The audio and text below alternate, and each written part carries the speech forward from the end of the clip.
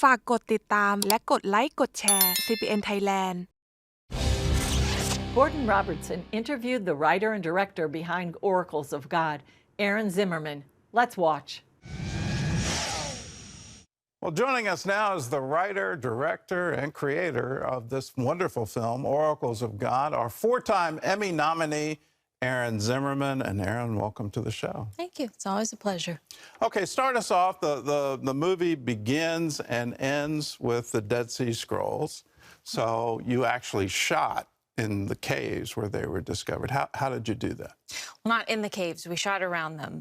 The great thing about shooting in 2021 was there were no tourists allowed in Israel anywhere, which is, I think, hasn't happened since the Middle Ages, since the Black Death.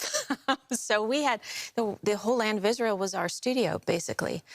We got access that we never would have gotten. The National Park Service and the park at Qumran, they just gave us free rein. They let us fill one of their 2,000-year-old mikvot, the Jewish ritual baths, with water and put our actors in it. And we did all the exteriors in and around the caves. We scouted caves all over Israel, and we really wanted to shoot in a real one. There were ones with not a lot of ventilation, and then we learned about the bat problem. So we didn't want to deal with that. Isn't there a bug problem, too? Yeah, then the final straw was the flesh-eating mites that apparently lie dormant in these caves and come alive when something living comes into the caves. And that's a problem we didn't need. So my line producer said, come on, I'll build you a cave in the studio. And I said, I don't know. I don't want it to look fake. And she said, trust me. Her team had done one for an FX show called Dig. I don't know if you've heard of it. Yeah. I'd never seen it, but she said they were amazing. They can do this. And so that was our solution, and it worked. We really wanted to pound in the idea of what these Jewish scribes gave to stay and copy these scrolls and to hide them in the caves.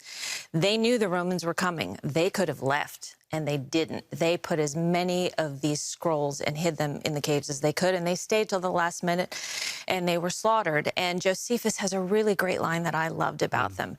They cheerfully gave up their souls, knowing that they would get them back again, which is, I think, a profound statement for Judaism. They don't have the same concept of heaven as we do, so I thought that was an amazing statement. One of the things that struck me about the shoot at Qumran was just the absolute level of accuracy as they're writing the Bible and the effort that a scribe would go through.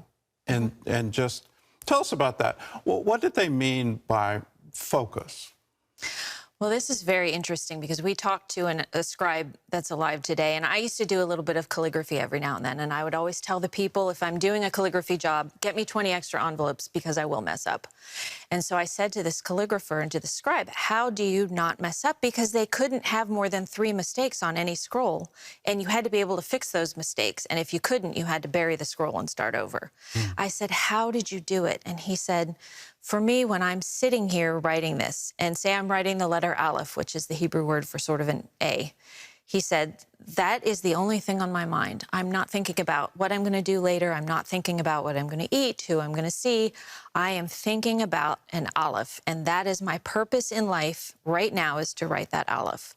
And I believe he's taking that from history, from these same scribes for thousands of years, had that kind of focus. And the name of God was very sacred to them.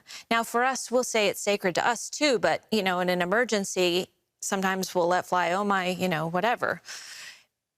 These people took the name of God so seriously that when they were writing, they left spaces for his name, blank spaces. And then when it was time to write his name, the scribe would go out, wash in the mikvot, completely immerse himself in water, come back up, put on a new garment, get a new pen, and he would have to stand in front of his scroll and he would say, announce to the room, I'm now writing the name of God. And then he would have to say every character as he's writing it, Yud, Hey, Vav, Hey. They couldn't say it, but they could spell it. And that is the great care and excellence with which they treated the name of God. And that's the great care and excellence that you've brought to the movie. And then the thing that just is so impressive is just how cinematic it looks. How did you bring that to the screen? I hired really good people to bring that to the screen.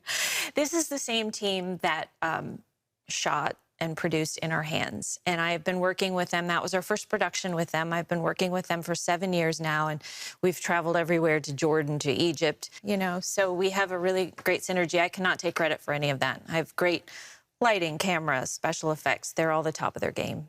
To stream Oracles of God right now, go to cbn.com/oraclesofgod.